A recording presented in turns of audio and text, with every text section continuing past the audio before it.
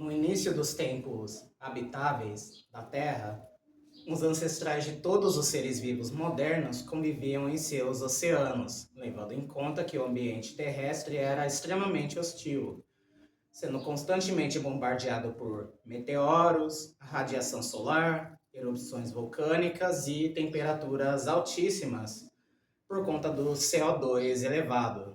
Contudo, tudo mudou há cerca de 400 milhões de anos atrás, com a criação da camada de ozônio protegendo contra a radiação e o eventual resfriamento da Terra causado pelo surgimento dos organismos fotossintetizantes. Pela primeira vez, houve benefícios concretos a serem encontrados no ambiente terrestre. Na época, o ancestral comum de todas as plantas terrestres modernas, uma alga verde aquática multicelular, possuía um corpo flexível que se movimentava seguindo o padrão das ondas.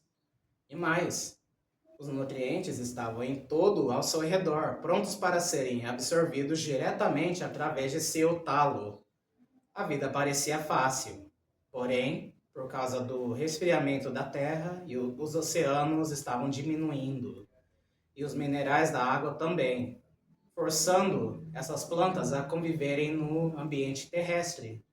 Não que não houvesse benefícios em viver na Terra, a luz do sol, por exemplo, tinha menos dificuldade para chegar à planta, agora que a água não fracionava a luz. Além de houver níveis mais elevados de dióxido de carbono na atmosfera, por conta de a água diluir a molécula.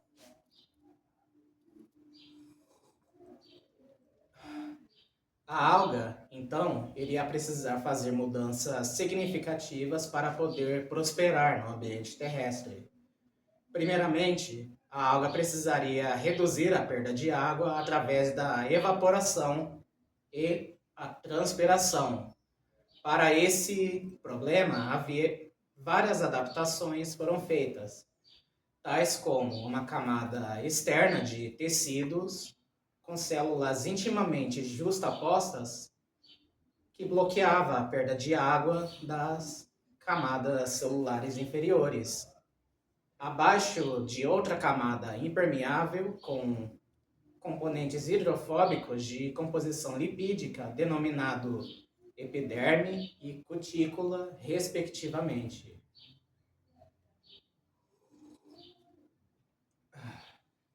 Essas, porém, também dificultavam nas trocas gasosas entre a planta e o ambiente aéreo, dificultando o processo de fotossíntese e respiração.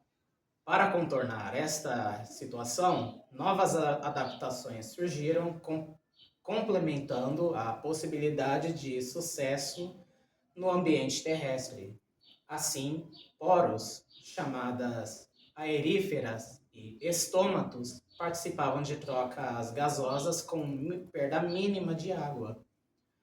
Outra adaptação necessária seria a absorção de água e nutrientes, o que não pode ser feito em ambiente terrestre tão facilmente quanto o aquático, visto que esses elementos estariam geralmente no solo.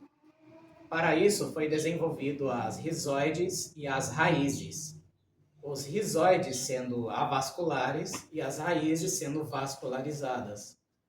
Ambas que, além de absorver os nutrientes da terra, também permitiam a fixação no substrato.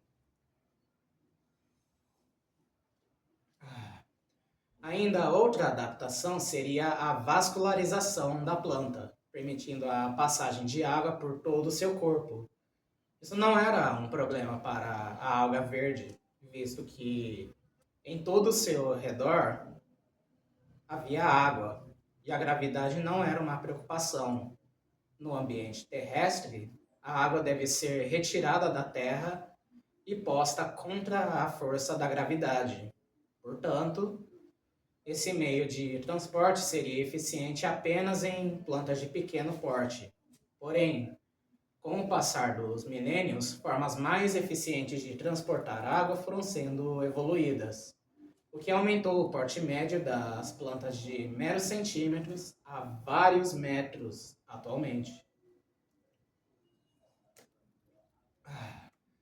E para a sustentação desses tamanhos, a planta precisaria de pilares que impediriam a planta de colapsar em seu próprio peso, para crescerem altas e eretas, com o propósito de conseguir a maior quantidade de luz possível em competição com outras plantas no mesmo ambiente.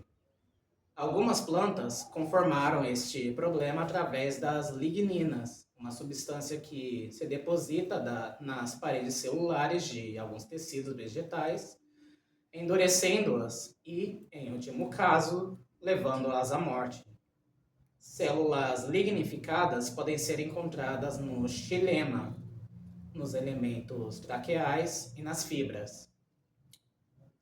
Por outro lado, à medida que foram sendo selecionadas plantas adaptadas ao ambiente terrestre, com novas estruturas especializadas para fixação, condução e sustentação, também aumentou o requerimento energético. Esse processo evolutivo de mudanças adaptativas graduais foi acompanhado pelo surgimento de estruturas cada vez mais especializadas, maiores e com maior volume de tecidos para a captação de energia luminosa e para a fotossíntese.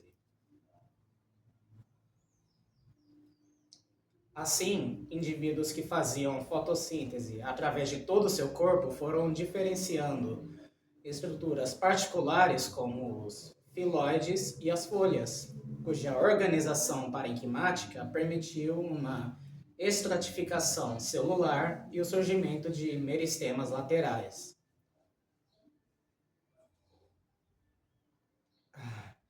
Essas adaptações das plantas ao ambiente terrestre não seriam bem sucedidas se não existissem também adaptações reprodutivas que garantissem a reprodução do indivíduo e a perpetuação da espécie ao longo do tempo.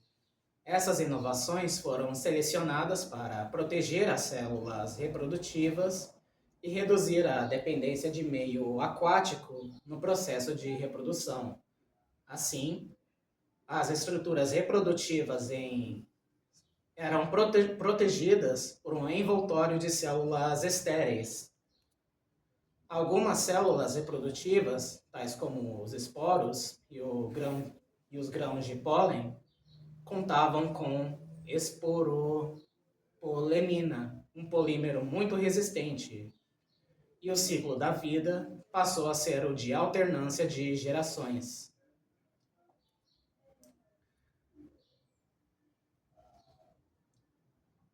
A ocorrência de um embrião multicelular e macrotófico em todas as plantas terrestres é a base para a denominação embriófita.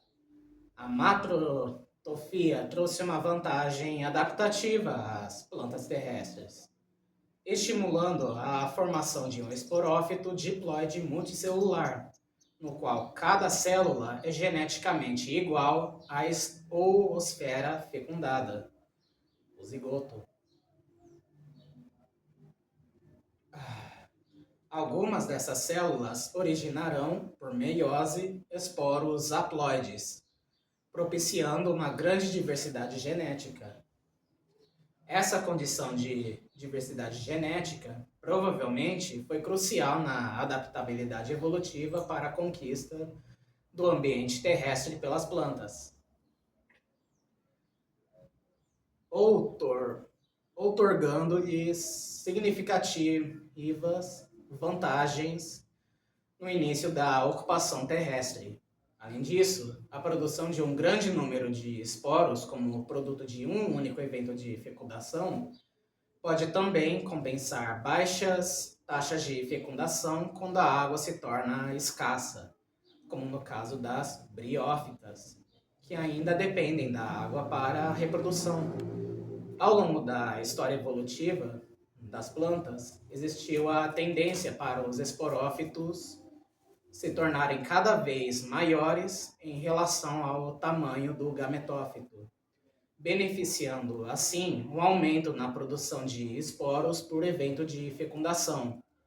Outras estruturas e estratégias especializadas foram surgindo nas plantas terrestres para garantir e tornar a reprodução mais eficiente, tais como o grão de pólen, a semente, as flores e os frutos.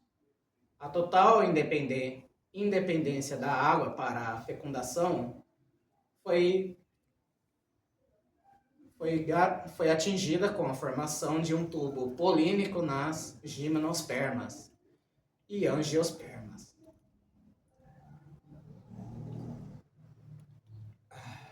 É importante ressaltar que o aparecimento de todas essas adaptações ao ambiente terrestre foi em escala evolutiva, de forma gradual, e com a extinção de formas que não foram bem sucedidas.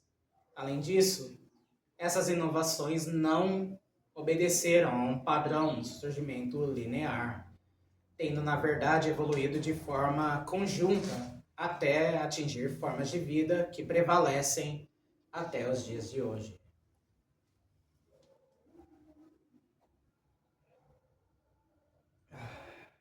Corta.